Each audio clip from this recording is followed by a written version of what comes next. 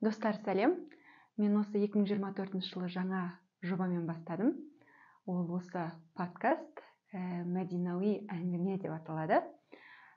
Бүгін алғашқы қонағымызбен алғашқы подкастымызды түсірдік. Және алдағы уақытта осы сарында подкасттар болады. Күтіңіздер. 99% еркектер измена жасайды. Бекер айтмаған деп па? Сонымен бүгін Бекзатпен бір керемет сұхбат болады деп ойлаймыз.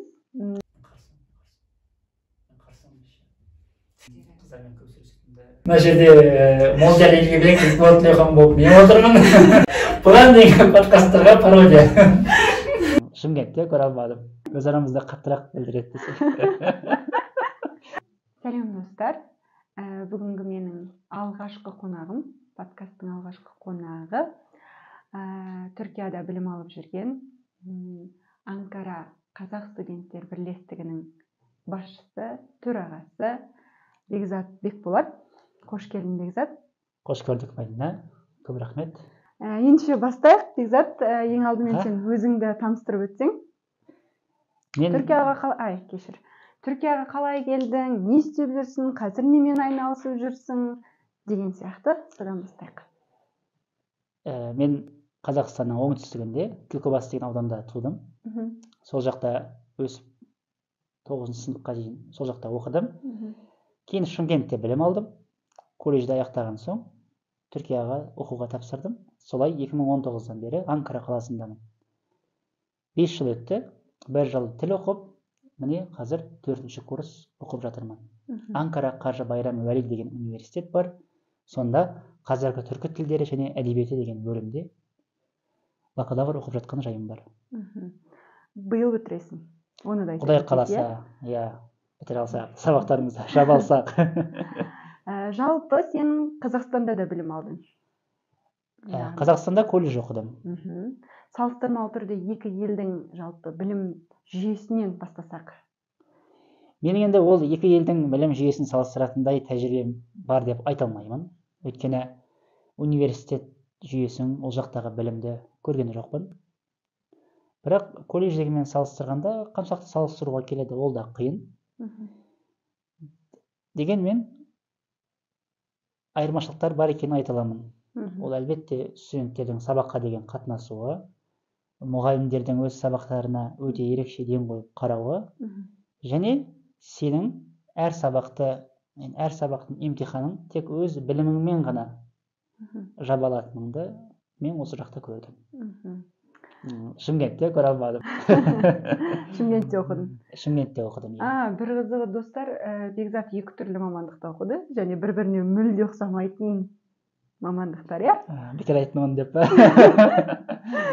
Рас, мен колледжде мүлдем басқа мамандық оқыдым. Қазіргі мамандығыма қарағанда электромеханик болып шығушы едім.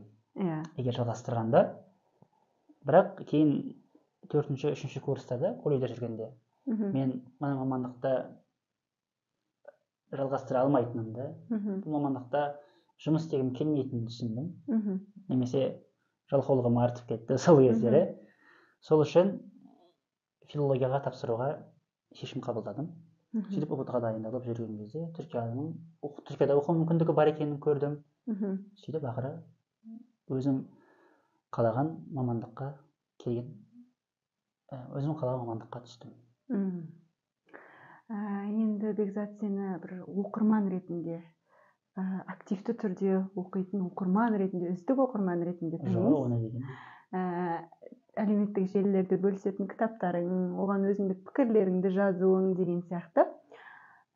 Соны да әңгіме қылып өтсек, қазір қандай кітаптар оқып жүрсің, нелер толғантып жүр, ол кітаптарда қандай тақырыптар саған ой салып жүр, сол жайлы айтып өтсек.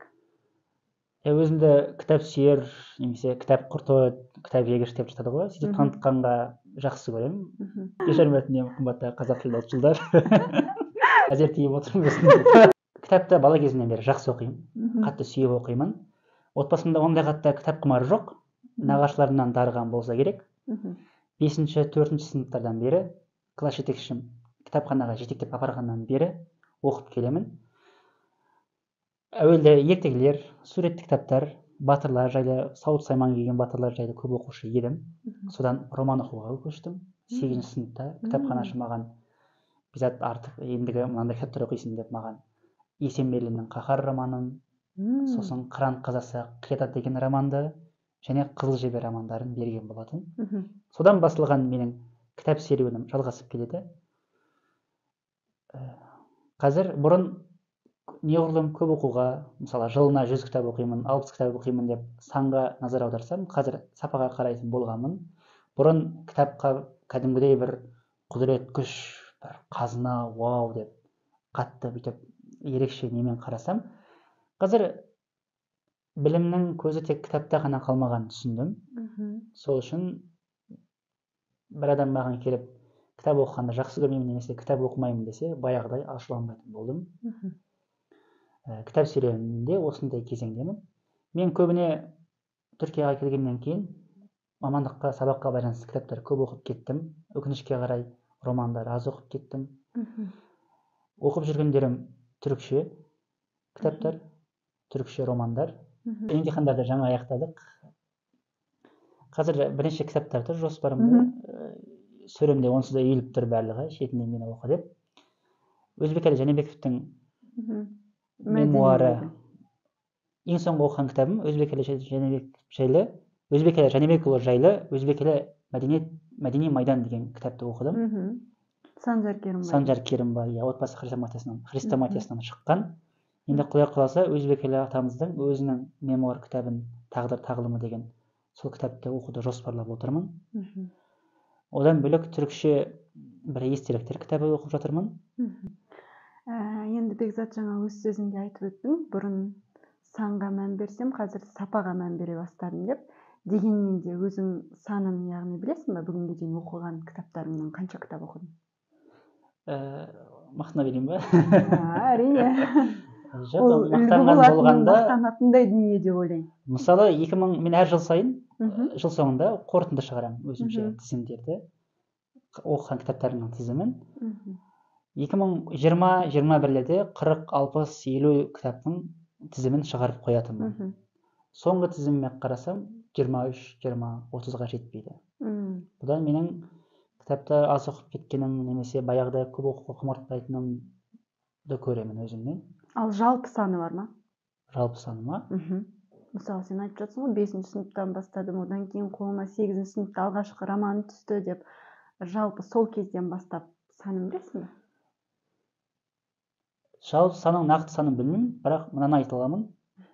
Егер бұған дейін оқығандарымның арасында сапалы кітаптар, яғни мықты, классика дейтін, әрдайым өтімді кітаптардың атын айтып берші десе, мен 100 кітаптың атын айтып бере аламын. Оқыған. Ең аз дегенде 100 кітаптың атын айтып бере аламын. Көбінесе қай тілде оқисың? Орысша, қазақша, түрікше. Ең көп орысша яғни? Жоқ, орысша көп оқып бастым. Бұлай болған.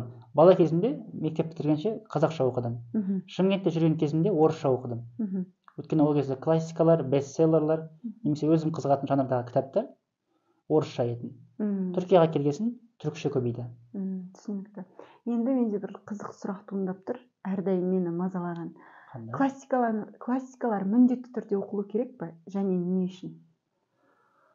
Классика оқу керек. Өйткені түсінесің бе, Мәдина? Өмір өте қысқа.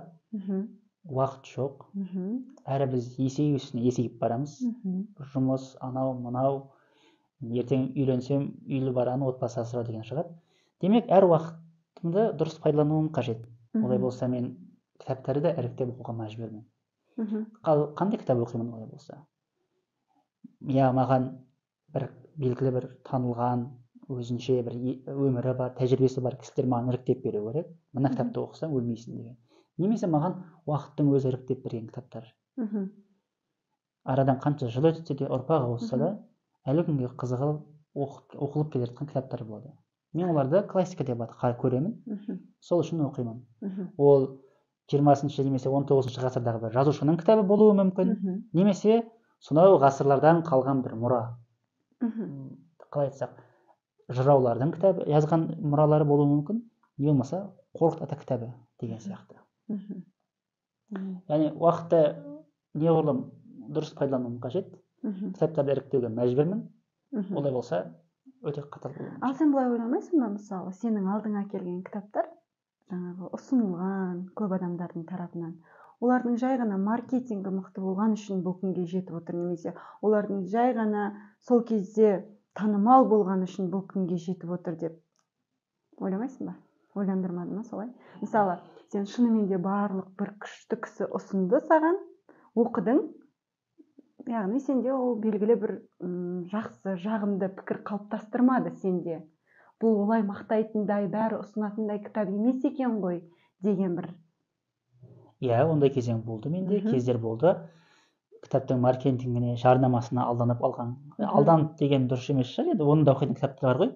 Бірақ мысалы кезінде мотивациялық, дамытатын немесе бизнес бастауға лайықты айтылған сондай кітаптарды енді 17 жасымда мен оқыған кездерім болды. Инстаграмнан көрем, бәрі мақтағанға мен де алып оқимын. Әлбетте айтқаның сөзінде жаны бар. Шынымен кейде алданып қаламыз. Немесе жұрттың бәрі оқып жатқасын, мен де оқуым керек дейсің да, оқисың, бірақ саған ұнамайды да. Содан сен бүйтіп ойлайсың, мен кітапты дұрыс түсінбедім бе, жоқ әлде кітап нашар кітап па? Бірақ нашар кітап деп айтуға қорқасың. Қорқасың ба оны, яғни дұрыс емес шығар дейсің. Сөйтіп өзіңді не көресің? Оны кітаптарда болады. Абайламасаң. Енді біз қазір Қазақстанда сені болып жатқан оқиғалардан, сені толғандырып жүрген бір оқиғаларға тоқталсақ. Мені енді дәл қазір жасыма да байланысты, Қазақстан жайында, мысалы, қоғамда оқиғалар, қандай да бір саяси оқиғалар болсын, олар жайында пікір айтатын деңгейде емеспін деп ойлаймын. Бірақ сен кеше жазыпсың. Не жазыппын? Әлеуметтік желіде Ататүрік туралы.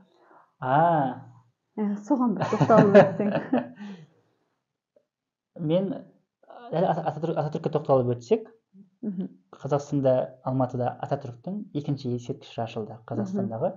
Соған қуанып жатқандар да, керісінше қарсы болып жатқандар да бар екен. Мен соған өз шыдай алмай кеттім. Ататүрікке қалай қарсы болуға болады Қазақстанда? Сен өзің отарлық елден енді шыққан ел болсаң, сен керісінше Ататүрік не істеді? Қалай істеді? Және қайтып өз елін тәуелсіз ел қылып сақтап қалды. Соның жасаған ісіне үңілудің орнына әр жерден бір оқып алған ақпараттарға сеніп, оны бір жағымсыз тұлға ретінде көрсету меніңше дұрыс емес. Яғни қандай жағымсыз? Дәл осы тұрғыда мен не толғандырады десе, біздің Қазақстанда шетел жайында немесе кәдімгі бауырымыз дейтін Түркия жайында көп нәрсе білмейтіндігі мені толғандырар еді. Сен ең алғаш рет осыған байланысты, ең алғаш рет келген кезде сені мысалы, сен қазақ түркісің деген кезінде саған ауыр тиді ма? Ауыр тимеді, мен негізі түркішімін. Мен пантүрк істедім Түркияға қызметтен. Келместен бұрын. Жоқ, мен енді ол тақырыпты дұрыс түсіндіріп кету керек шығар, бәлкім көрермендер білмей жатады. Түркиядағы түркішілдік біраз басқашалау. Бұл жақта бізде түрік және түркі деп бөлсек, бұл жақта бөлмейді. Түрік деген сөз Түркияның түрігінде және бүкіл түркі әлеміндегі түркі халықтарына да жүре береді. Содан кейін Түркияға келгенде қазақтарды бұл жақтағы тарихына қызығатын немесе сол түрік бауырластығына ерекше мән беретін адамдар оларға сен де түріксің, сен де біздің бауырымызсың дейді. Сөйтіп, сен айтқандай қазақ түркісің, сен қазақ түркісің деп айтады. Ол біздіктерге ауыр тиеді. Иә, расында да мен осында жүргеніме 5 жыл болса да жақында естіген кезімде, яғни оқып қалдым. Естіп жүрмін ғой, дегенмен өзіме қатысты айтылған кезінде мен қабылдай алмадым. Сосын тарихшы досыма жаздым, осылай, маған осындай деп жатыр. Қаншалықты орынды, мен қазақ түрік емес, мен қазақ емеспін ба? Неге маған түркі дегенді қосып береді, түрік дегенді қосып береді деген сияқты. И бұл тілге қатысты да болады. Сенің мысалы ол өзіңнің академиялық алаңың. Қазақ тілі өз алдына тіл емес, ол ортақ бір түрік тілінің диалекті. Бұл жерде ескеру керек, Түркиядағы түрік тілінің диалекті емес, жалпы түрік тілінің диалекті. Сол үшін қазақ түрікшесі дейді, өзбек түрікшесі дейді, сол секілді түркия түрікшесі дейді. Молдер ағайдың несін жолып қойды. Тек Қазақстанға немесе тек Өзбекстанға қатысты бір кемсіту, төмен деңгейде қарау емес, тіпті өз тілдерінде түрік диалектісі, яғни лекчесі деп айтылады, иә? Иә, негізі сондай. Бірақ сразу лап етсең жаңғыртетін нәрселер болғаннан кейін, бұл жайында негізгі ақпараттарды біліп алмай тұрып, бұл жайында әңгіме қозғасаң, созылып кете береді. Мысалы, мен сен сияқты шынданып, неге маған қазақ түркісің деп мен егер сөйтіп бас көтеріп айтатын болсам, мен айтатын аргументтерім көп. Бірақ оның қайдан шыққанын, не үшін олай дейтінін барып түсінсем, әңгіменің түркіні тым ұзақты екенін көресің. Және ондай қатты да сені мазаламайтын болады. Жалпы сенің өзіңнің түркі әлеміне деген көзқарасың қандай? Және Қазақстанның бұл тақырыпқа қатысты, бұл идеяға қатысты рөлі, бүгінгі таңдағы орны қандай? Мен мамандығым түркітануға қатысты болғасын, оқып жатқан мамандығымда түркі тілдері болғасын, мен енді түркі әлеміндегі, түркі халықтарының бір-бірінің әрқайсысының тарихы жеке бөлек емес, ортаға екенін мен көрдім. 4 жыл бойы бірдеңе үйренген болсам, мен үйренген нәрсем сол. Біздің тарихымыз ортақ, тіліміз ортақ, әдебиетіміз ортақ, мәдениетіміз енді бар айырмашылықтар, бірақ кейбір салт дәстүріміз, сенімдеріміз, олардың көбі ортақ. Тым қатты бір-бірімізге бөтен емеспіз. Менің ойым, бұл әрқайсысы, мысалы, менің қазақ ретінде, немесе осы жақтағы бір өзбек, бір қырғыз, Түркияның түрігі, бір-бірінің мәдениеті, тарихы жайлы таныса, және бұрынғы тағдырлары өткен шағы ортаға екенін түсінсе, деп қалаймын, түсінгенін қалаймын. Және алдағы уақытта да солай бір-бірімізге жақындаса түскенін қалаймын. Жақындаса түсу деген қалай? Мысалы, бір-бірін дұрысырақ танысақ. Мәдени жағынан байланыстар. Неге дұрысырақ танысақ дедім? Біз білеміз деп ойлаймыз, бірақ төменде білмейтін болып шығамыз. Немесе мүлдем өтірік нәрселер білеміз. Соның кесірінен көрші отырып, мысалы, өзбектер жайында бір таптаурын көзқарастарымыз бар, түсініктеріміз бар, қырғыздар жайында, олар да біз жайында жаман ойлайды. Бұл меніңше тым, қалай айтсам болады, абырой білмейтін, бір жақсылыққа апармайтын нәрсе. Менің қалауым түркі әлемінің жақындасқаны. Жалпы қазақтардың, Қазақстанның бұл жердегі рөлі, қазіргі таңдағы, қалай десем, саясат жағынан болсын, мәдениет жағынан болсын, қандай деңгейде деп ойлайсың? Саясат жағынан азаматтық пікіріңді білдіріп өтсең. Қазақстанның рөлі зор, әсіресе Орта Азия үшін. Түркістан аймағы деген бар. Өзбекстан, Түркменстан, Қырғызстан. Сол елдерге қарағанда Қазақстанның жер көлемі жағынан үлкен болуы, және өзінің тарихының ерекше болуы меніңше үлкен рөл ойнайды. Неге? Түріктің ғалымы Заки Уәлиди туған, 18 ғасырдағы қазақтар жайында жазған кезде былай деген екен: бұл қазақтар көшпелі халық, еркін халық, әскери аристократ халық. Бұл халықтың адамдары кезінде рыцарь сияқты өмір сүрген, сол өмір сүру салты сондай болған. Сол үшін бұлай еркін ашық халық болғаннан кейін, мысалы, батыс мәдениеті несі келген кезде оны тезірек қабылдап, тезірек бейімделген. Әлбетте бұның жаман жақтары да болды, зиян жақтары да болды. Бірақ бұл арқылы нені айтып отыр Заки Уәлиди туған? Мысалы, төмендегі өзбектер, немесе басқа халықтар секілді ескілікке байланып қалмайды, жаңа нәрсеге ашық. Мен осыны оқығаннан кейін, әрі өзімді ойлағаннан кейін, бұлай ойлаймын, біздің қазақтардың рөлі осы тұрған ерекше, яғни еркін, және тәуелді емес. Тәуелді болмауы да керек деп ойлаймын. Иә, яғни дегенмен мен тамақты ресмис.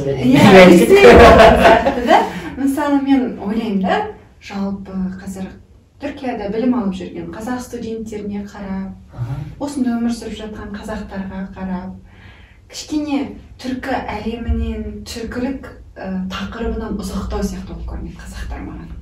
Бұған не дейсің? Иә.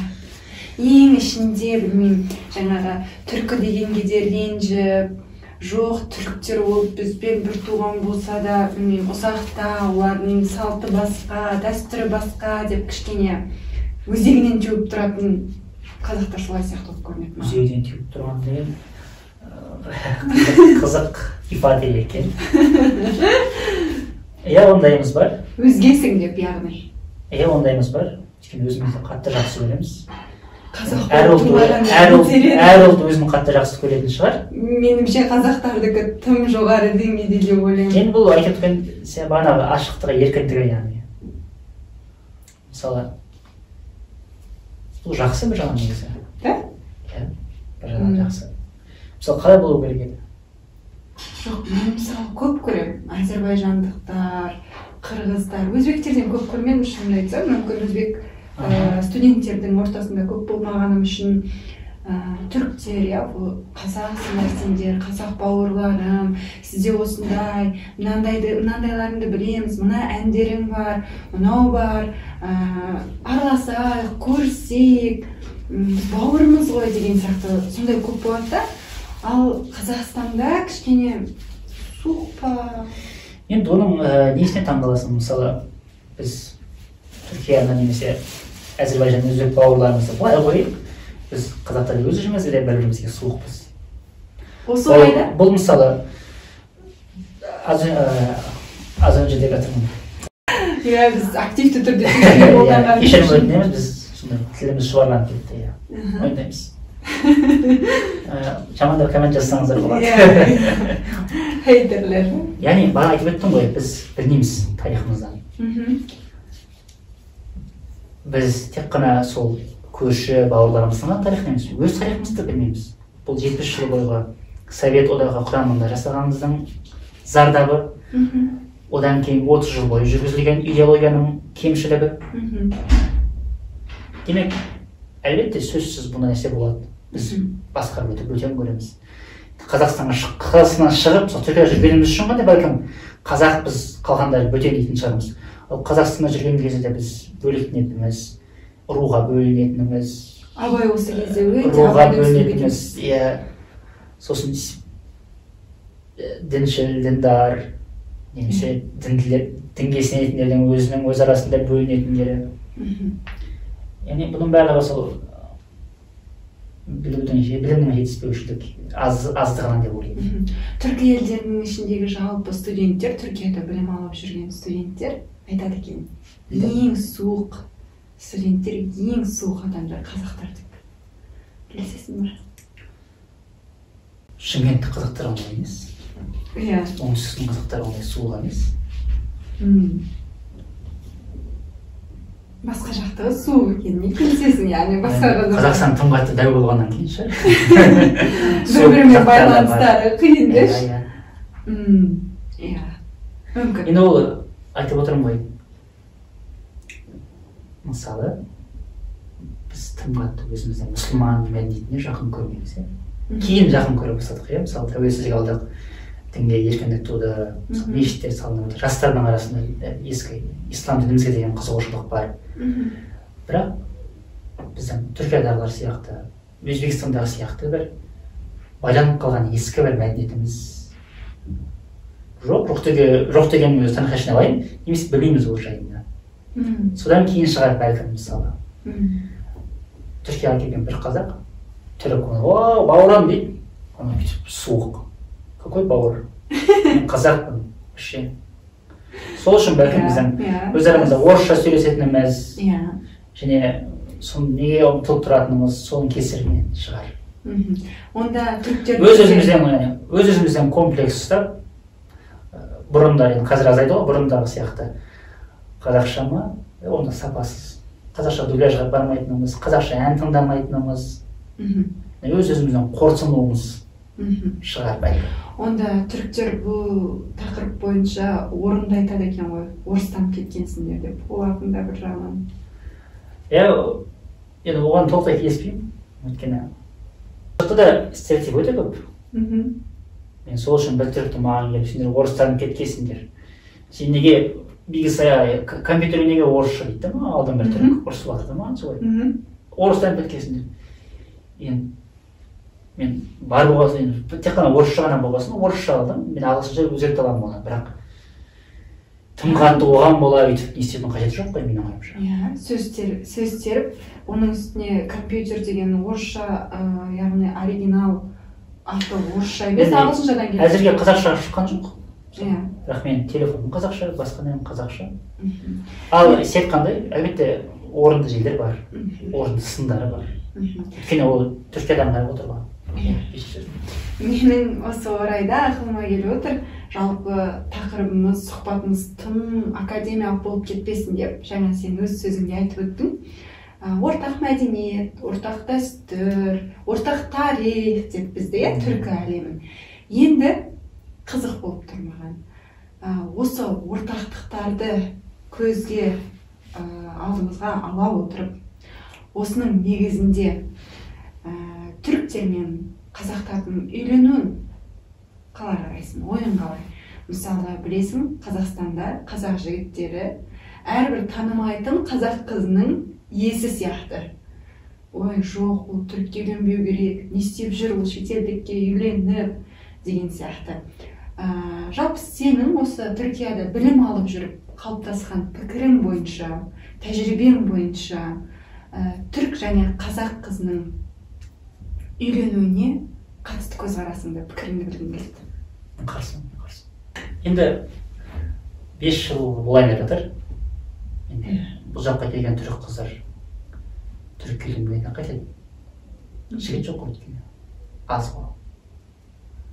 Бұл неден көрсетеді, қыздар білім қуалап келеді, жігіттер қыздар сияқты келмейді. Содан кейін бәлкім бұл жаққа келген қыздар өз несіне тең көрмегеннен кейін бәлкім түрік жігіттермен үйленіп жататын шығар. Ал енді менің жеке көзқарасым, мен ондай бір қазақ қызының түрік жігітімен үйленгенін ондай қатты ойбай деп шошитын нәрсе көрмеймін. Мен үшін ондай нәрсе емес. Шошитындай, бұны тоқтату керек дейтіндей, дабыр айтатындай. Бірақ мен қалар едім, біздің қазақ жігіттерінің сауатты болып, өзін дамытып, жауапкершілік алып, қазақ қыздарымен үйленгенім. Неге үйленгенім деп отырмын? Яғни қыздардың аузына мынандай нәрсені естігім келмес еді. Біздің жігіттер андай, міне қараңдар деп салыстырып, түрік болсын, шетелдік болсын, соны артық көріп. Не жетпейді деп ойлайсың сен қазақ жігіттері? Соны жетпейді деп. Мысалы сен қыздармен сөйлескен кезінде қай жағынан басым түседі? Басқа ұлт өкілдері, басқа ұлт жігіттері. Енді мен қыздардан еститінім, қасымдағы құрбыларымнан, қазақ жігіттерінің кейде дөрекі екенін айтып жатады. Романтикадан йоксун, яғни романтикаға тым қатты не істемейтінін, дөрекі екенін, түсінуге тырыспайтынын, немесе білім алуға, дамуға ұмтылмайтынын айтып жатады. Бұл рас па? Келісесің бе? Иә, көп негізінде келісемін. Біз жігіттер көп білім алу керек, дамыту керек. Бұл тұрғыда біраз қалай айтсақ болады, кем түсіп жатырмыз қыздарға қарағанда. Жалпы Қазақстандағы жігіттердің әлсіздігі туралы көп айтады. Коучтар, курс өткізетін әйел адамдар. Қаншалықты деңгейде келісесің, және бір кездері сендер осы тақырып бойынша бір маскулизмді қолдайтын бір арнайы жұмыстар жүргіземіз деген жоспарларың болған есіңде? Енді сол сен айтқандай білімнің азығына келіп тағы тіреледі бұл мәселе. Бізде феминизм деген тақырыптардың тым қатты көтеріліп кетуі, және әлеуметтік желілерде жігіттердің сондай несіне қатысты сындардың айтыла бастауы, соның барлығы. Және оған қарсы біздің жігіттеріміздің бұлар не деп жатыр өзі деудің орнына ат-тонның ала қашып, дереу кінә табуға тырысқандары дұрыс емес. Ал маскулизм деп айтып өткенім не?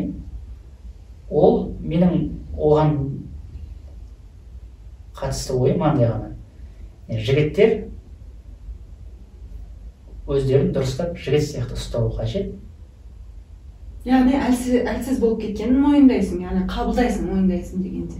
Қазақстандағы ер адамдардың, иә? Бірақ әлсіз дегенде қандай әлсіз? Рухани әлсіз. Рухани әлсіз деп айтуға болады осыны. Мысалы, Керімбай бойынша мықты, қуатты деген несі алып жағатын жігіт емес қой. Немесе ақшасы көп, немесе білімі көп жігіт емес.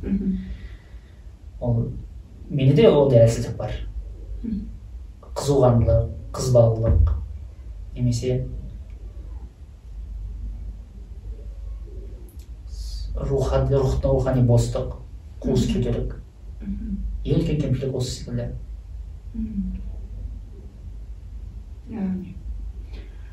Сосын бәріміз жігіттерде бар ондай нәрселер. Жалпы осыған қатысты ойымда бір сұрақ туындап тұр. Кеше ғана бір блогердің Әйгерім фамилиясын ұмытып қалдым. Тосқан Жылқыбайдың келіншегі ме? Иә. Соның сторисін оқып қалдым.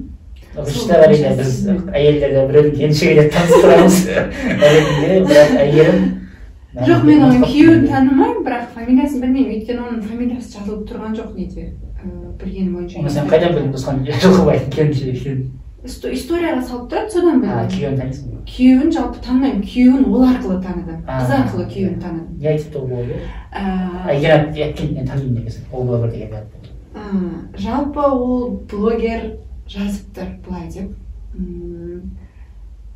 99% еркектер измена жасайды деп. Және измена жасаған кезде ғана өздерін нағыз еркек сезінеді деп. Тек 1% еркектер ғана өзінің нәпсісін тыйып, өзінің әйеліне ғана өзін арнайды. Қалған 99% өкінішке орай. Бұны менде сұрақ туындады. Бұл және факт деп үлкен леп белгімен жазыптыр. Сосын білесіңдер, бізде әйелдердің миларына таракандар бірден келеді. Сосын мен ойлаймын, бұл жалпы бұл факті неге сүйеніп айтты? 99% еркекті біледі ме? Әлде тек қазақ қоғамы үшін айтып тұр ма? Жоқ, бүкіл дүниедегі еркектерді айтып тұр ма? Деген сияқты. Бұған қатысты не дейсің? Бір ер азамат ретінде бұл пікірге қарсысың ба? Әлде дұрыс айта ма? Ойың қандай жалпы? Тым ауыр нәрсе екен. Енді измена жасау деген, көзіне шөп салу деген сөз ғой, иә? Демек, біреудің көзіне шөп салу үшін сен біреуің болу керек. Дұрыс па? Иә. Үйленген болуың керек. Мен үйленбеген жігіт ретінде бұл жайында пікір айтқаным бәлкім қалай болады екен? Жоқ. Үйленбеген жігіт емес, жігіт қыз болып жүрген кезінде сенің көзіңнің басқа қыздарға қарсы, яғни ойнап тұр ғой. Соның 99%-нікі ойнап тұрады, 1%-нікі ойнамай тұрады дейсің ба? Сен қандай қалай едің мысалы? Мен әрине 1%-ді қалаймын. Жоқ, сен қанша пайызын ойнамай тұрғанын қалар едің? Яғни мен үшін бұл ауыр болды. Мен қанша пайыз ойнайды, ойнамайды емес, бұны немен өлшеді және қандай фактке сүйенді. Соншалықты ма еркектерді жақсы біледі? Соншалықты ма еркектер бұл медианың кесірінен, білмеймін, медиа арқылы солай танылып қалды? Жақсы, онда жауабыңа медет қазіреттің рухына сиынып отыр. Жауап берейін. Медет бір сондай қонағымыз болуы мүмкін осыдан кейінгі. Өмір деген ағатай шығарады жанымды деген екен бір әнде. Шынымен де өмірдің шындықтары ауыр. Мен тіпті айтар едім, 100%-да бұлай көздің ойын табады. Еркектердің бәрі ойын табады. Дейсің? Ойната алатын бір потенциалы бар. Ойната алады? Енді сенім мәселесінен мысалы алатын болсақ, нәпсі деген нәрсе бар, әлсіздік бар. Біз енді ондай қатты пәк, күнәдан, жаман ойлаудан ада жаратылыс болмағасын. Ондай емес біз. Бізде күнә жасаймыз, жаман нәрсе жасаймыз, өз құмарлығымызға тежей алмай қаламыз. Бұл деген сөз, бұл бәрімізде құмарлық деген бар. Демек бұл еркек әйел деп бөлінбейді? Әлбетте, енді бөлінбейді менің ойымша. Құмарлық бәрімізде бар. Тек ол құмарлықты кім тежеп ұстай алды? Сол мықты. Кім ұстай алмады? бәлкім сол ғана маңызды шығар. Сеніңше соншалықты әлсіз ба өздерінің құмарлықтарын тежеудегі еркектер? Жаңағы пайызға қарасақ, мысалы, соншалықты ма әлсіз? Әлсіз дейсің ба? Иә. Өзінің құмарлығын тежей алмау бір әлсіздік деп ойлаймын. Әлбетте әлсіздік. Әлсіздік, бірақ 99% неге қарап, не бойынша шығарғанын мен білмеймін енді. Мен де білмеймін, солай жазды. Барлық еркектер ондайға жасай алады. Бірақ өзін тежеу керек, өзін мақтап ұстау керек, құмарлығын қысып. Мысалы, бар ма бір еркектің сипаты? Осы міне ешқандай көзге шөп салмайды, міне осы жігітті, осы міне салмау керек дейтіндей сипат бар ма сенің ойыңша? Жігіттің сипаты ма? Иә. Ол жігіттің сипаты, мен мысалы өзім тежеп қандай сондай жігіт болғым келер десем, мен мынандай жігіттің образы келеді маған. Ондай шөп салу болса, ол демек тән рахаты, иә? Демек тән рахатынан да артық күшті көретін бір сенетін нәрсесі болу керек деп ойлаймын ол жігіттің.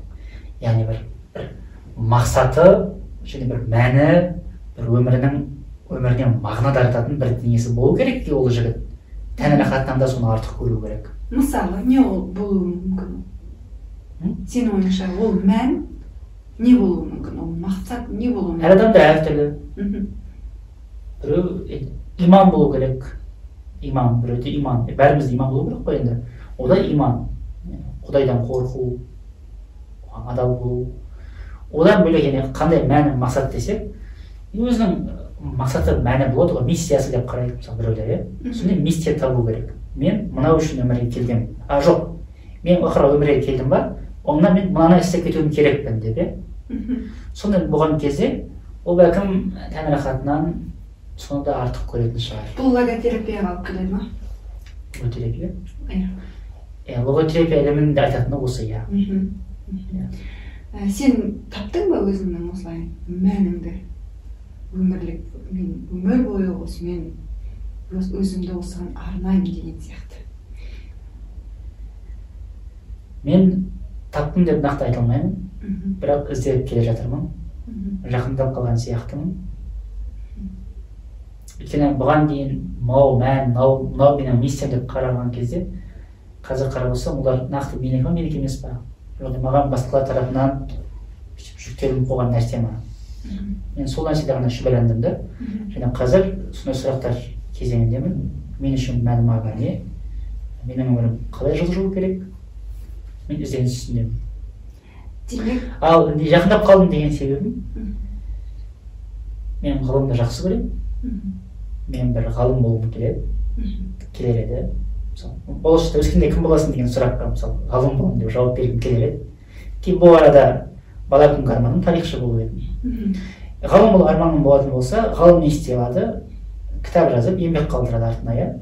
Олай болса, мен де санаулы ғұмырымда бір еңбек жазып қалдырайын. Ол еңбек қазаққа пайдасы тисін, шу болғаным үшін, адамзатқа пайдасы тисін. Жұрт оқыса екен, бұл мен үшін үлкен нәрсе, муаzzам бір нәрсе.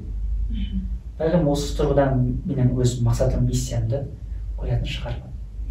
Егер маған Мағауин атамның айтқанындай бір дарын берілсе Құдай тарапынан, ол дарын аманатқа уақытша берілген нәрсе, жалға берілген нәрсе, ал оны босқа сарп еткенше сондай жазылатын дарын бердім маған, жаза алатын. Олай болса мен жазып кетуім керек. Өте жақсы бір тақырыпты аштың. Мен ұмытып кетпей тұрып, Мағауин деген. Мағауин сұхбатын көріп шықтың ба? Соңғы сұхбатын ба? Иә, көріп шықтым. Қалай екен? Мағауинді мен жақсы көріп, ерекше тұлға ретінде қарайтыным үшін мен ол сұхбатты соңына шейін көріп шықтым. Енді менде бір сұрақ туындады. Ал ол сұхбаттан вау деген бір әсер алдым деп айта алмаймын. Енді менде сол сұхбаттан кейін ойымда бір сұрақ қалды. Қандай сұрақ қалды? Жалпы мектеп кезінде оқып жүргеннен бар бұл сұрақ менің миымда. бізге Шыңғыс ханның қазақ болып болмағаны бірінші.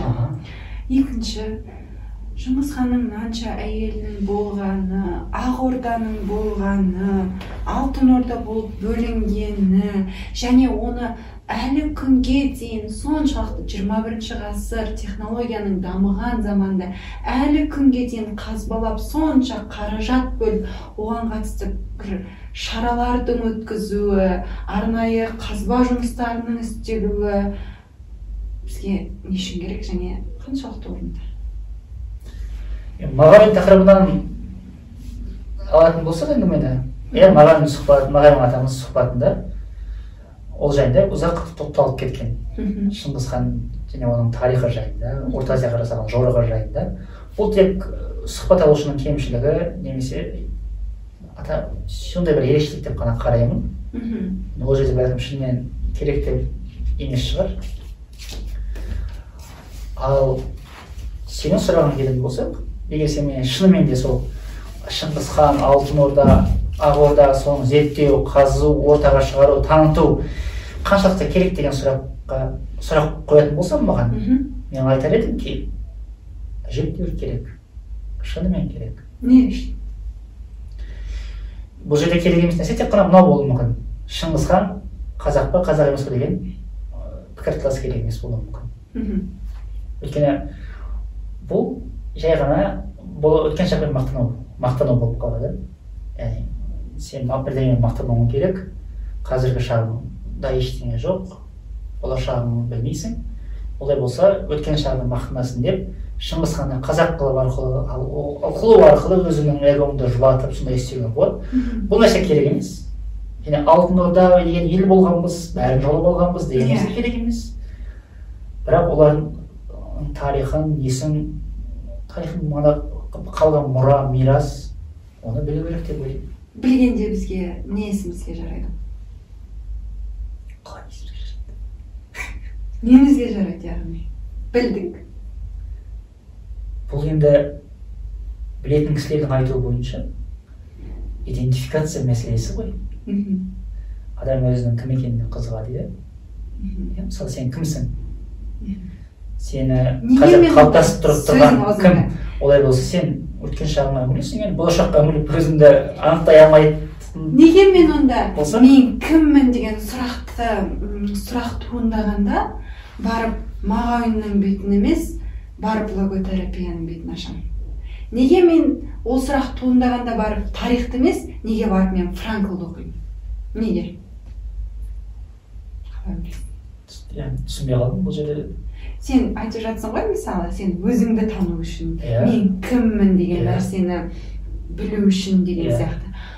Бірақ көпшілігі мен кіммін деген сұрақтың жауабын табу үшін барып Мағауинді оқиды деп айта алмаймын. Барып тарихты оқып, Ақ Орда, мен қай жерде жүріппін сол кезде деп оқиды деп айта алмаймын мен. Барып оның орнына психологияны оқиды деп айтар едім.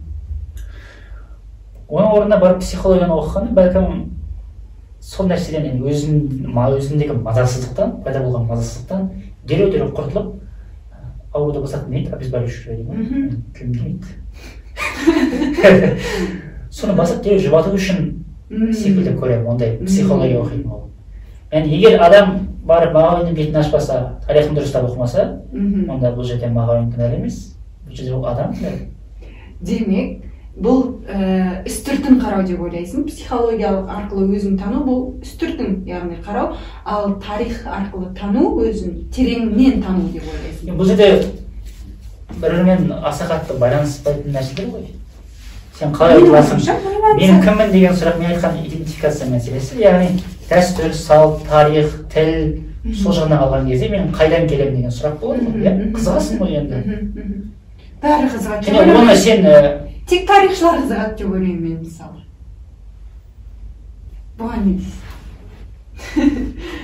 Тарихшылар, менің ойымша, кітапты тарихшылар үшін жазады, басқа тарихшылар үшін. Жоқ. Мен солай ойлаймын. Басқа тарихшылар үшін. Сен ел болу үшін тарих жазасың. Қаншалықты шын, мысалы, мен тарихтарға ешқашан сенбеймін. Егер сен солай айтып, тарих не үшін керек, тарихпен тарихшылар айналыссын, ал маған мен кіммін деген нәрсеге дұрысырақ жөндірек нәрсе тауып берсін десең, ол өте менің ойымша дұрыс емес нәрсе. Егер сен өзің қызығып жазбасаң, олар сен үшін басқа біреу жазып береді. Бізге бұған дейін жазып келді. Жазып, менің ойымша да солай, бүгінге дейінгі тарихтың барлығы белгілі бір идеологиялық топтар. Енді соны өзің жазбайсың ба енді? Мен. Яғни сен емес, біз қазақ ретінде жазуым керек қой, соны өзің. Оны қазақтар жазды, мен оны басқа ұлт жазды деп айта алмаймын, басқа біреулер жазды. Бірақ кімнің төмпештерімен, қандай идеологиямен жазылды? Иә. Енді соны дұрыс идеологиямен жазуың керек қой. Ал ол мысалы оның өмір сүрген тарихта бұрмаламай. Бірақ олардың өмір сүрген кезеңі мен қазіргі кезең арасындағы үлкен бір ұзақ жылдарды ескерсек, онда көп шындықтың көзі бүгінге дейін жойылып кеткенін білуіміз керек. Мысалы мен көп нәрсені тарихты оқып отқан кезде, әсіресе Қазақстан тарихын болсын, дүниежүзі тарихын болсын, қазір біз енді Қазақстан тарихы бойынша айтып жатырмыз ғой, менде сенім ұялатпайтын. Мысалы сен тарихты қайдан оқыдың мысалы? Мектеп кезінде оқитын тарихтарды айтамын. Ол оқулықтарда, яғни фундаментті болған ғой. Оқулықтағы тарих немесе ұбт-дан жоғары балл жинау үшін оқыған тарих, ол дұрыс тарих емес. Ол әшейін даталар, адам аттары, ел аттары, солтырттары, сол ғана. Ол тарих емес қой. Бәрібір енді біздің тарихқа деген қызығушылығымыз бен фундаментіміз сол кезеңнен қалыптасатын болғандықтан, мен ойымша сол кезде шынайылықпен, білмеймін, жазылған тарихты ұсыну керек сияқты да. Демек, сол кезде біздің фундаментіміз дұрыс қалыптаспаған, егер бұлай ойлайтын болсақ. Иә, менің ойымша да. Демек, қалыптастыратын басқа бір деген керек еді. Бізге тарихқа жетелейтін, яғни біз бұлай ойламауымыз керек, мысалы, тарих кітап ашамыз да, 1800 жылы мынандай болыпты. Ол 1856 жылы ғана болыпты деген нәрсе болмау керек. Ол оқырман, оқушы оқыған кезде сезіну керек олай. Сол кезден бері жалғасып келе жатқан нәрсе. Тарих бір өткен шақтағы белгілі бір момент аралық емес қой. Ол бүгінгі үшін жалғасып келе жатқан нәрсе. Білетін кісілердің айтуы бойынша және жақсы кітаптардан оқығаны бойынша бұны тарихи тізбек деп атайды. Яғни саған дейін келе жатқан, жалғасып келе жатқан тізбек бар. Ол үзіліп кетсе, онда үлкен дерт, трагедия болды. Бірақ сен енді үзіліп кетті екен деп отырмай, оны жалғауың керек. Ал қазір сенің фундаментіміз қалыптаспады деу, жалғанбай қалғанның кесірінен шығар. Мысалы мен енді оңтүстікте өссем де, қаншалықты бізде түсінік бар, оңтүстік дәстүрлі қатты сақталады деп, бірақ мен отбасымда мен айтамын, ондай тым қатты дәстүр, немесе қазақилық, тарих, шыдастығы маған ешкім түсіндіріп берген жоқ. Мен олардың бәрін мектепте оқып алдым. Бірақ кейбір отбасыларда ол нәрсе болады. Мысалы мен жаңа айттым ғой, шындыққа үйлеспейтіндей болып келетін деген сияқты. Сол бойынша мен мектеп оқып жүрген кезімде есімде, осы Наурызбай деген батыр жоқ екен. Ол Шапырашты Наурызбай деп, ол Назарбаевтың руына бола тарихқа енгізілген екен, қолдан жасалған персонаж екен деген бір қауесет бар еді. Сен бар кезің? Иә, мен мектеп оқып жүрген кезде. Болуы мүмкін ба бұндай нәрсе, мысалы 1984 романындағы сияқты? Иә, ондай нәрселер болуы мүмкін. Әсірелеу әлбетте болды. Тұлғаларды, немесе өте төмен деңгейдегі тұлғаларды жоғарылатып жібердік, жоғары тұлғаларды төмендетіп жібердік. Алаш қайраткерлеріне де дұрыс көңіл бөлінбеген секілді. Әлбетте болды.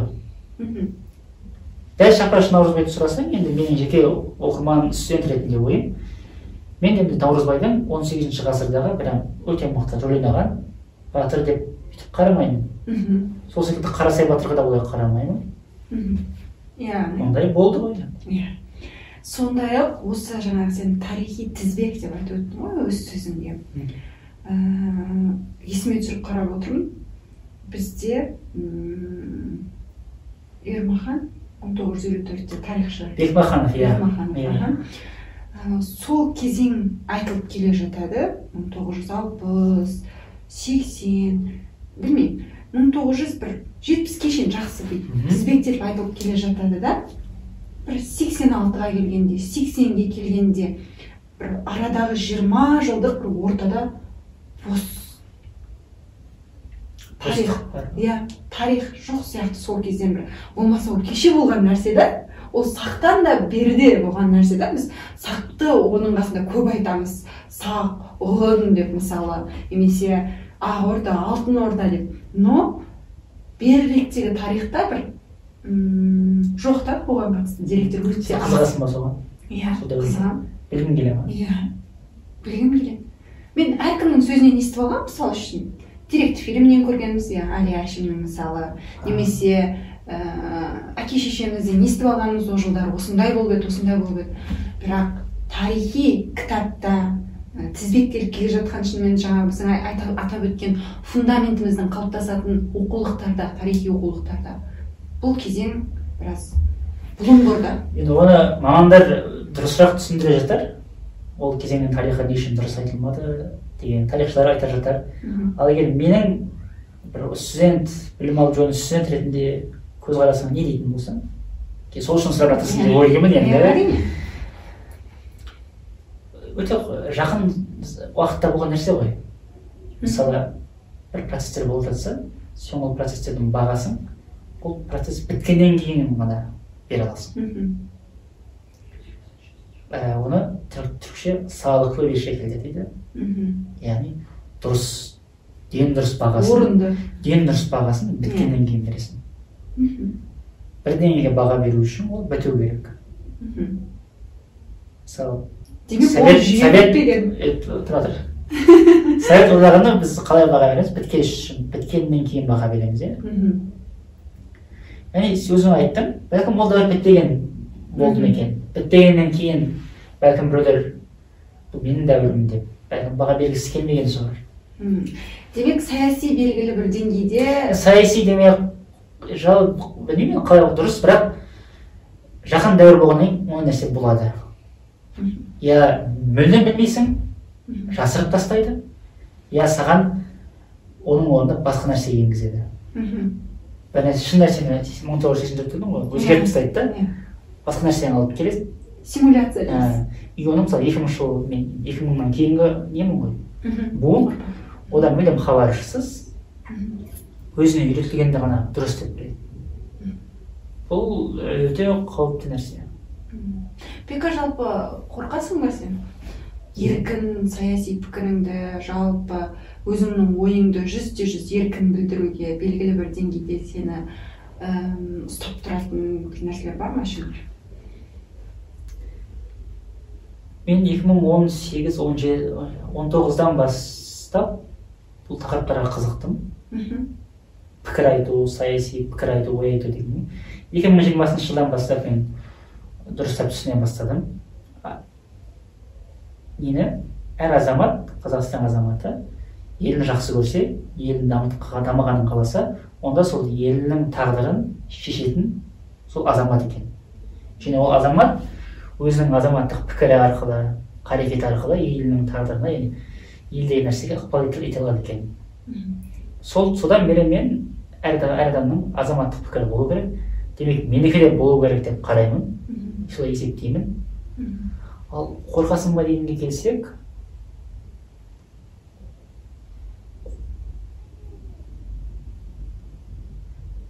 тым қатты батыл емеспін, жүрегі жұтқан емеспін. Бірақ онда қатты қорқатынымда жоқ. Ашық айта аласың? Иә, айтылам.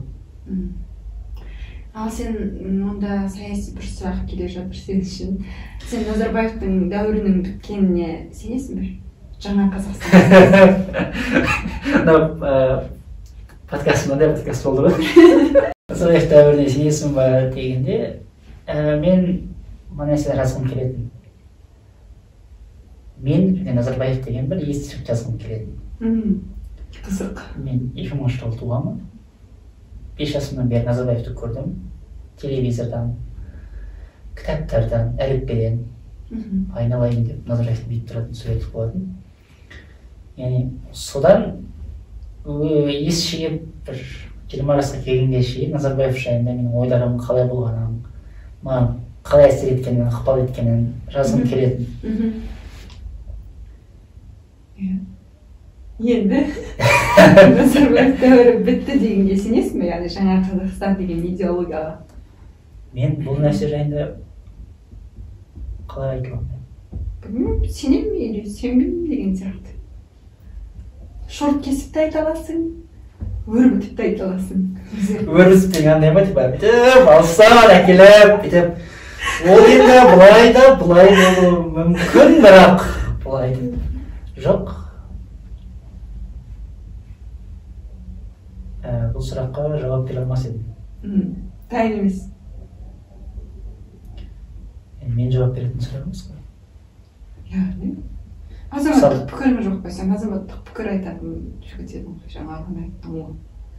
Назарбаев дәуірі бітті ме бітпеді ме деген ол азаматтық пікірді сұрау үшін сұралған сұрақ емес қой. Не енді қандай? Ол мен үшін жай ғана популистік сұрақ сияқты. Жоқ, мен азаматтық пікіріңді білгім келеді. Яғни мен мысалы бітті десем не болады, бітпеді десем не болады? Жай, мен үшін қызық. Қаншалықты деңгейде менің пікіріммен бірдей ойлайтын адамдар бар, жоқ деген сияқты. Іштей ойланып. Онда былай дейік. Нұрсұлтан Назарбаев біздің Қазақстан Республикасының тұңғыш президенті. Қанша жыл Қазақстанда басқарды? 30 жыл, иә? Шамамен 2019-ға шейін. Демек 30 жыл билікте болған, немесе 30 жыл билікте қала алған, қандай жылдан екенін білмеймін. 30 жыл билікте қала алған адам болса, 30 жыл ұстап тұра алған адам болса, 30 жыл бойы бүйтіп жұмылып тұрған жұдырықты бүйтіп үстінен бүйтіп жұдырық аш жесең, ол жұдырық сразу бітіп кетпейді ғой, тұрып қалады, иә? Я ол өзі ашу керек қинап, я оны ашуым керексің, бүйтіп жазуым керек. Жазу деген сөз бар жылда. Yazmak. Ал мен 30 жыл бойы YouTube тұрған жұмылған жұдырық немесе 30 жыл бойы тұрған нәрсенің ықпалынан дереу аяқтала қоятынына сенбеймін. Өте керемет жауап. Демек, сенің сұрағың да солай яғни. Онысы да солай нәрсе. Тек бұған мынандай сұрақ қоюға болатын сияқты. Қалай біз қашан бітеді или немесе қалай бітеді деген сияқты. Жалпы сен жаңа өз сөзіңде айтып өттің, 2000 жылдан кейін туған буынмын деп. Бұны біз Z ұрпақ деп атаймыз, иә? Нақты білмеймін. Мысалы, 2001-ден басталды ма, 2000-нан ба, бірақ Z ұрпаққа жақынбыз. Бәлкім Z ұрпақ шығармыз. Сен өзіңді Z ұрпаққа жатқызасың ба? Және Z ұрпақ деген кезінде сенің ойыңа не келеді?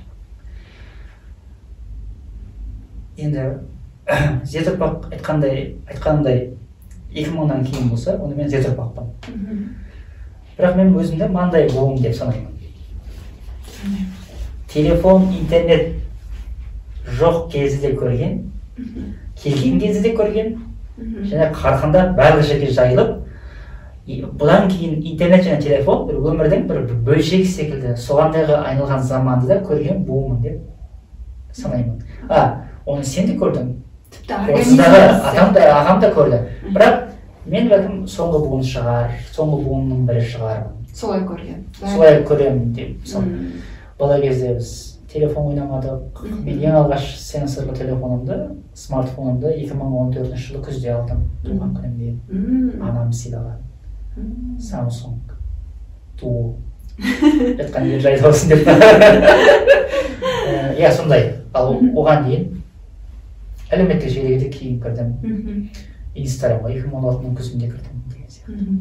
Ал Z ұрпақ дегенде ақылына не келді? Z ұрпақ өзіне дейінгі қандай ұрпақ бар? X па, Y ма? Y ба? Оған дейін бар? Y. Y, иә? Z ұрпақ Y ұрпағының басқаша ұрпақ.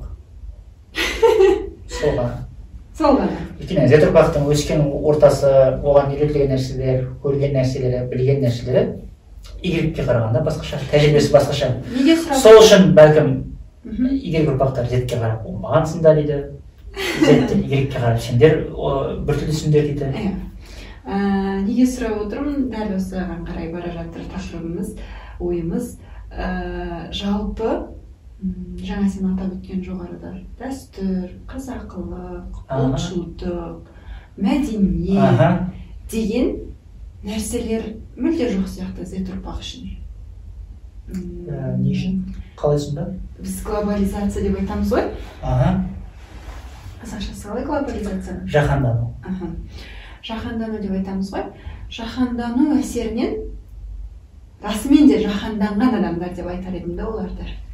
Яғни жаһанданудың мәні не? Шекаралардың болмауы. Бұл шекара міндетті түрде жеке елдің шекарасы емес. Дәл мәдени әрі дәстүрлі бүкіл нәрселердің жоқ болып, бәрі бірдей болуы. Мысалы мен Z ұрпаққа қарап, әсіресе Қазақстанның болсын, Түркияның болсын, өте ортақ ұқсастықтар өте көп деп айтар едім. Оған қалай айтасың? Ал сеніңше егер ұрпақ дәстүрді жақсырақ ұстанды ма? Салыстырмалы түрде, иә. X мысалы. Салыстырмалы түрде, иә. Мен тек Қазақстан үшін деп отқан жоқпын бұны. Әлем үшін бе? Әлем үшін деп отырмын, яғни көрген. Бірақ әлем үшін жалпылай айту қиын секілді бұл жерде. Неге? Өйткені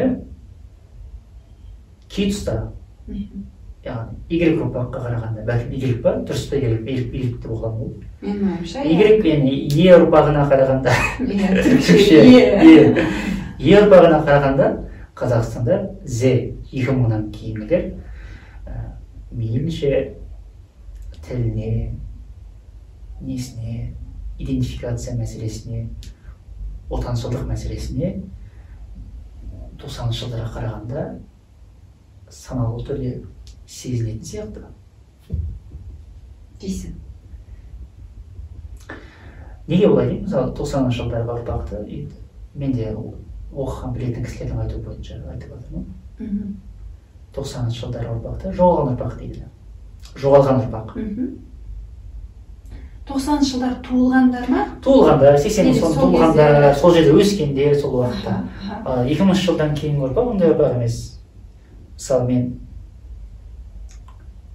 көзімді ашқалы мектепте қазақша білім алдым. Оңтүстіктегі барлығы солай жасайды ғой. Контент, қазақша контент оңтүстікте болған үшін емес. Мектепке барам, кітапханаға барам, қазақша кітап, балалар әдебиеті, энциклопедиялар, солардың бәрін тұтынып өстім. Мен бәлкім менен 10 жыл бұрынғы туған адамға қарағанда қазағырақпын. 10 жыл бұрынғы туған адамға қарағанда. Иә. Сен өз айналаңмен айтып отқан сияқтысың. Мен мысалы Астана, Алматы, Қарағанды, үлкен қалаларды қарағанымда мен қорқамын ол жастарға қарап. Иә. Өйткені қауіп жоқ та, 90-шы жылғы мен 95-ші жылғы бірдей болуы мүмкін, арасында шынайымыштық болуы мүмкін. Бірақ 2005 пен 2010 мен олай дей алмаймын.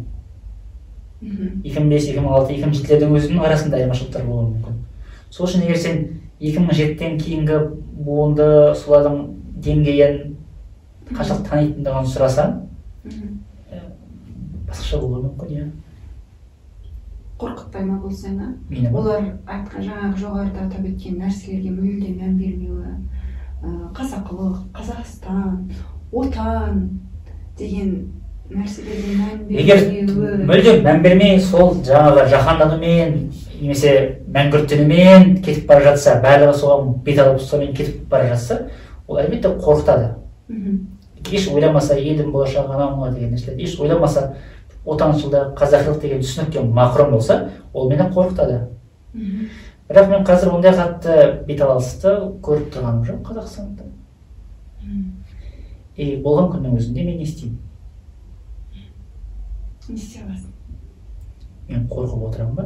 Не істей аласың? Мысалы мен қорқып, оларды жамандап,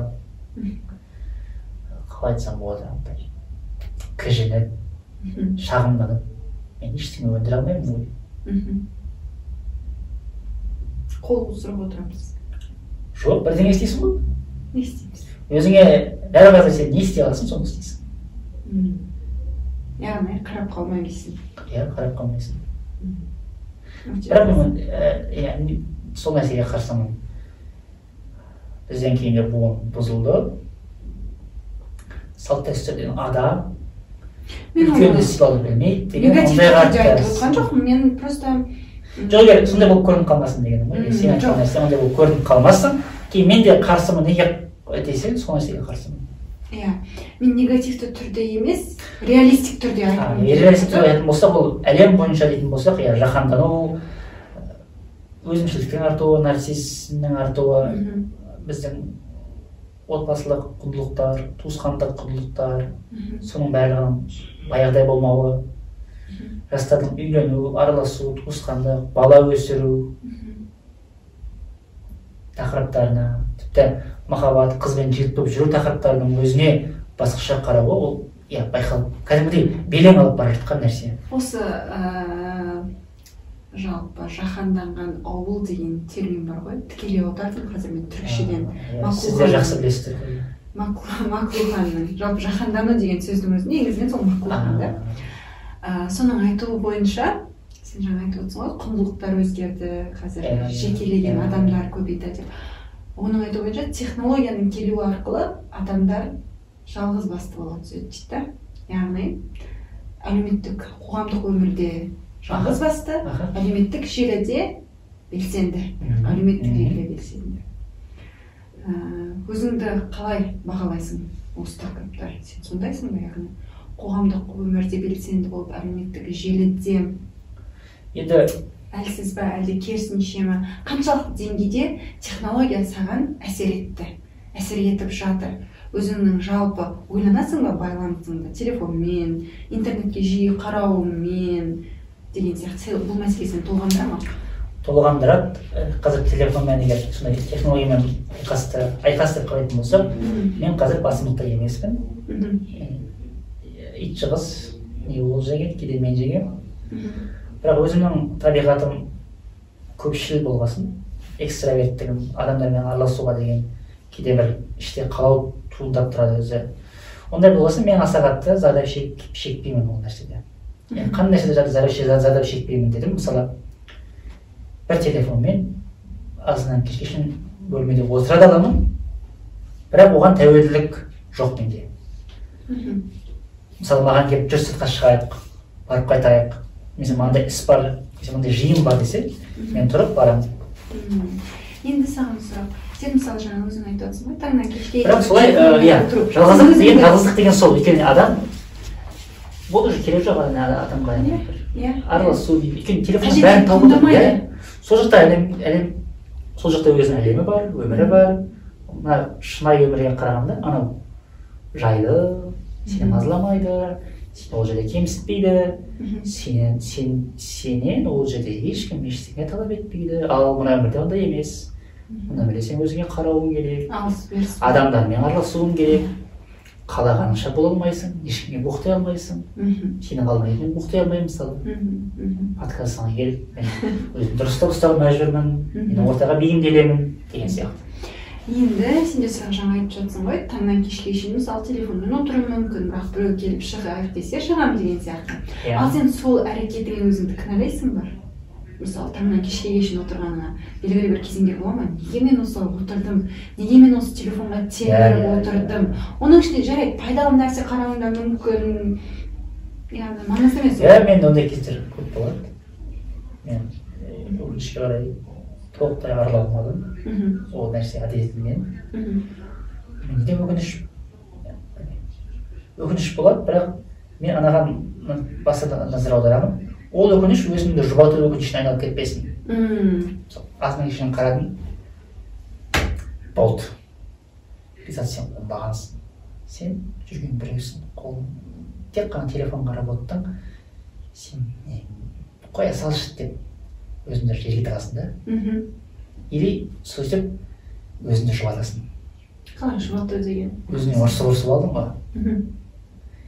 Бәрі жұбатасың. Елесінен қайтадан соны істейсің да, сол күні түнде тағы жұбатасың. Ары күні тағы соға жалсады, бірақ тағы солай жұбатасың. Ол саған үшін әдет болып қалады. Ұрсу арқылы сен өзіңді ұрсып, өзіңді жерге тығып кейін уже шебер боласың сен. болды, саған уже сен мысалы телефонды қойып оны не істеу сенің ойыңда жоқ ондай. Өйткені сен өзіңді жұбатып жатырсың алдап. Мен сол сондай болмасын деп қараймын. Бірақ ол кейде андай айналып кетеді, мысалы болды бүгіннен бастап мен кітап оқимын, салауатты өмір салтым деп бір шұғыл әп-сәтте өзгерте жіберемін деп бір мотивациямен шығасың, бірақ бұл да пайдасыз. Өйткені телефонға күніне 10 сағат қарайтын болса, ертең дереу 3 сағатқа түсіре алмайсың оны. Иә. Енді сен технологиясыз өміріңді елестете аласың ба? Телефонсыз. Дәл қазір ма? Дәл смартфон телефонсыз. Дәл смартфонсыз ба қазір? Телефонсыз өмір сүре алмайсың ба? Ал сүргің келе ме? Телефонсыз ба? Таңдауың өсірміз. Мүлдем телефонға. Сен 2 ай тауға жібереміз. Егер ешкім іздемесе барар едім, иә. Мынаны сен қалар едің. Әлеуметтік желіге кірмей жүре алсам. Асқар Жұмаділдаев атамыз бар, математик. Ол әлеуметтік желі қолданбаймын, телефон қолданбаймын дейді ол. Бірақ мен әлеуметтік желі қолданбаса айдан кешке.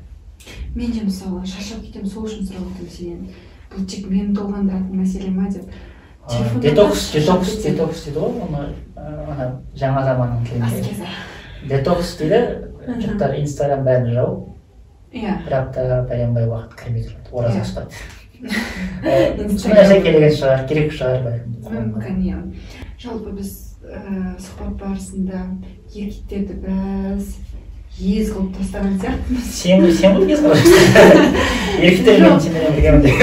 Білмеймін, бар фактын айтып отырмын да, и соған қатысты мен саған мынандай ұсыныс айтқым келеді, мынандай ой айтқым келеді. Білесің, Қазақстанда өте көп, сендер де мысалы оқисыңдар әлеуметтік желіде. Әйелдердің коучы, әйелдердің білмеймін, жақсы өмір сүруге, жақсы әйел болуға, жақсы бір нәрсе деген көп бар. Даже тіпті еркектер үйретеді оны. Тек қана әйелдер емес, еркектер де бар сөйтіп үйретеді. Әйелдерге үйретеді, иә? Иә. Ал неге соны еркектерге үйретпеске? Қиын ба еркектерді тәрбиелеу? Қиын ба солай курсқа қатыстырып, білмеймін бір сондай нәрселер. Енді әлеуметтік желіде не үшін олай көп десең, мен былай деп ойлаймын. Өйткені әлеуметтік желіде әйелдер көп отырады. Енді сен айттың, әйелдерге арналған курстар, сондай нелер көп дедің ғой, коучтар, иә? Өйткені әйелдер көп отырады.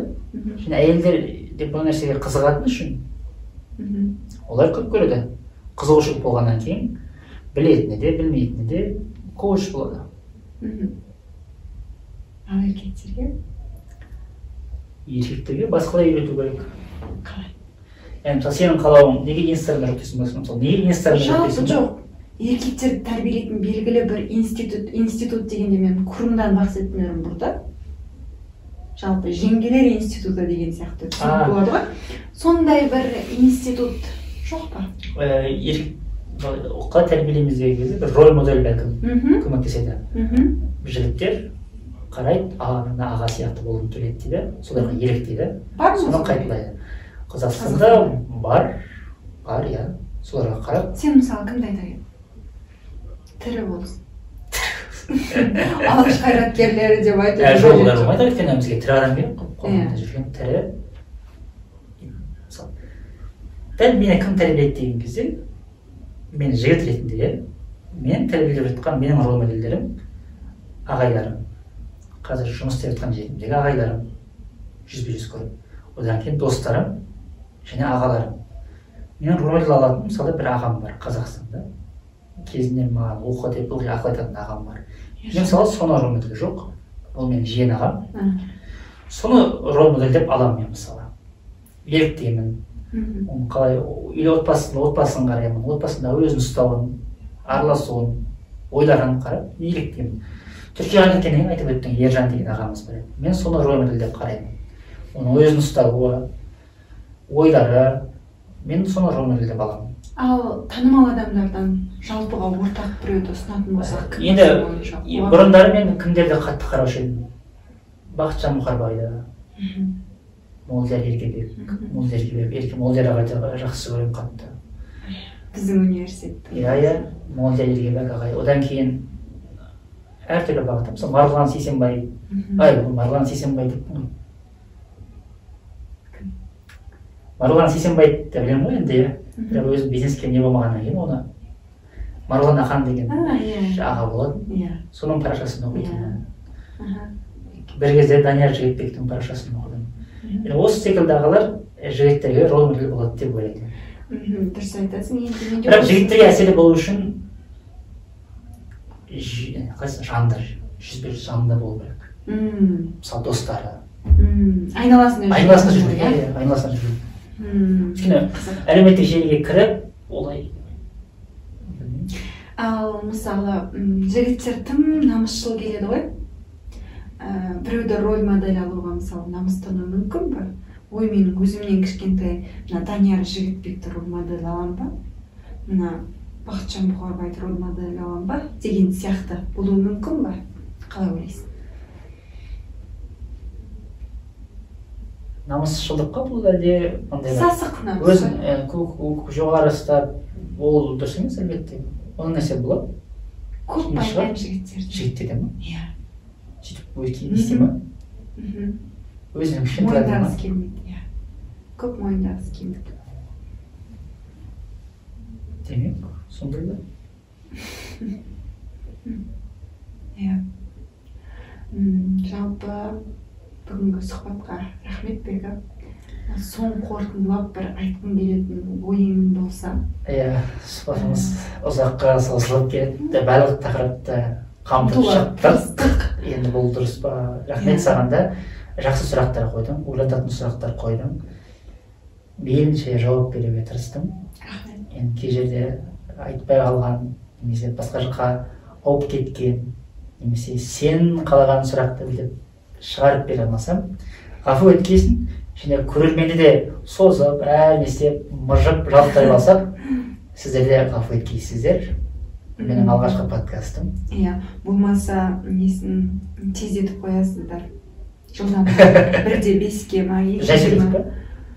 Жоқ, менің ойымша. Мен керісінше кей сөздерді тез айтып жібердім ба? Сен жай сөйледің, ойланып. Жай сөйледім ба? Салмақты бүйтіп. Деп. Ыңыранып. Кей сұрақтарыма өйтіп жай сөйлей алмай қалдым, бірақ қызық болды. Көп рахмет, жақсы тәжірибе болды. Меніңше осындай сұхбаттар жиі болып тұру керек. Бірақ қазір қазақ контентінде, қазақша контентте мұндай подкасттар көбейіп келе жатыр. Сенің де бастаған жобаңа сәттілік тілеймін. Сенемін ки ұмарым бұл сенің бастаған жоба басқалардан қарағанда ерекше болады. Өйткені сен Түркиядасың. Түркиядағы жастармен, осы жақтағы әпкелермен, ағалармен, замандастармен түсіресің. Сәттілік. Ал менің айтарым, бүгінгі тақырыптардан қорытындылайтын болсақ, тарихымызды тануымыз керек. Тарихты тану ондай қатты кей жерде керек болмаса да негізінде қажет нәрсе. Керек жоқ, қажет, мұқтажбыз біз. Тарихымыз, тарихтағы тұлғаларымызды дұрыс тануымыз қажет. Қоғамда болып жатқан оқиғаларға бейжай қалмау керек. Әрдайым бір ойым, өз пікірім болу қажет. Еркектерді не істейміз? Ал еркектерге келсек, қымбатты жыныстастарым. Жыныстас деген сөз бар ма? Мен жыныс дейді ғой. Қазақша жігіттер өзімізді дамытайық. Жігіттер жігіт дамыту керек. Өзің жақсылап қалыптасып шығу керек. Солай. Қаншалықты шынайы болды бүгін? Бүгін ба? Иә. Барынша шынайы болдым. Иә. Тек түршіне болған шығар. Бірақ шынайы болдым деп ойлаймын. Жақсы. Рахмет Бегі. Сонымен бүгінгі алғашқы біздің подкастымыз аяқталды. Рахмет. Бекзатқа рахмет айтамын. Сонымен қатар менің каналыма жазылып келесі Түркиядағы студентпен болатын подкастымызды асыға күтіңіз.